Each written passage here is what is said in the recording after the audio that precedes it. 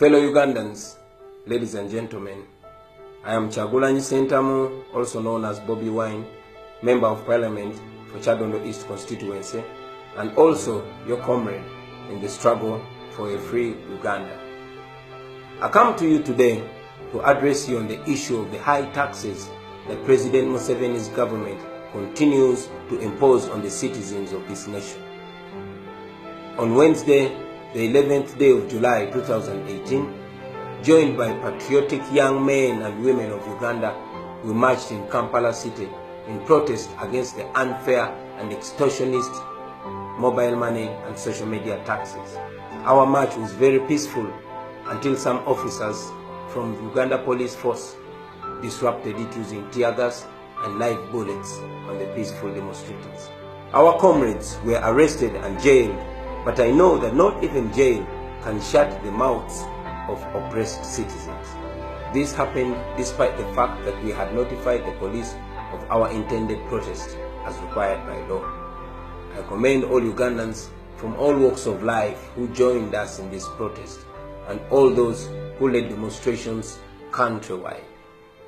I also acknowledge the messages of support and solidarity which we continue to receive from all corners of Uganda and the world over. Let me be clear that we are peaceful Ugandans exercising our constitutional right to freely assemble and demonstrate. This is our country, this is our home. So why are we protesting? We are protesting against the taxes which continue to make citizens of Uganda slaves in their own country. We protest because we have been turned into beasts of burden. Ugandans work very hard and all the government does is to milk the last penny out of them. Instead of giving incentives to the unemployed young Ugandans to make startups like in other countries, the government is simply making life impossible for them. We protest because as we speak, government continues to put hardworking Ugandans in a corner and to squeeze life out of them. Yes, as we speak, the taxes on fuels and other basic commodities have forced the prices to skyrocket. We protest because the citizens of this country pay and pay through the nose but do not get the services that they deserve. All our sweat and labor is abused. A lot of our money is either wasted or stolen. The common citizen's effort goes to satisfy the lavish lifestyle of very few people. This is why we protest. As Ugandans pay, hospitals continue to rot, our mothers continue to die while giving birth, and yes, our children continue to study under terrible conditions. Unemployment continues to rise, and the gap between the rich and the poor continues to grow. The more we are forced to pay, is the more government says it does not have enough money and it keeps borrowing debts which our children and their children will have to pay. This is why we protest. We know how shameless our government is, that while citizens are still groaning under the yoke of heavy taxation, President Museveni has directed the Minister of Finance to urgently avail money for the 456 members of Parliament.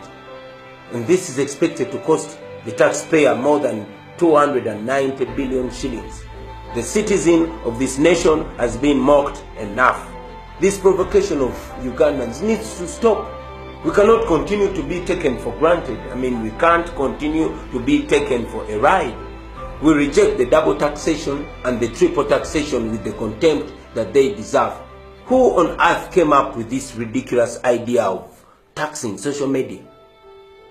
How can they say that social media is a luxury when most of our unemployed youth rely on social media as a source of livelihood?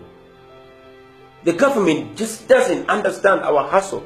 Time is now for us to realize that we are on our own. And yes, it is now time for us to fight for ourselves before it is too late.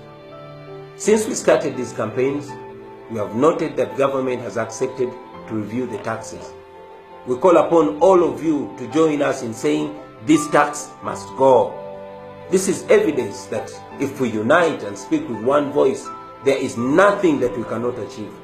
Now, our voices need to get louder and more assertive and more emphatic. When called upon, please join us in our next peaceful protest. This is a cause for our nation. Let us join hands as citizens and reject exploitation. I particularly call upon young people of Uganda, lawyers, doctors, journalists, economists, entertainers, business people, farmers, border, taxi riders, religious leaders, all people of Uganda, please join this cause because it is a noble cause. We repeat our message to our brothers and sisters who serve in the security forces. We are not fighting you, we are fighting for you. And always remember, people power, our power. Our power, people power.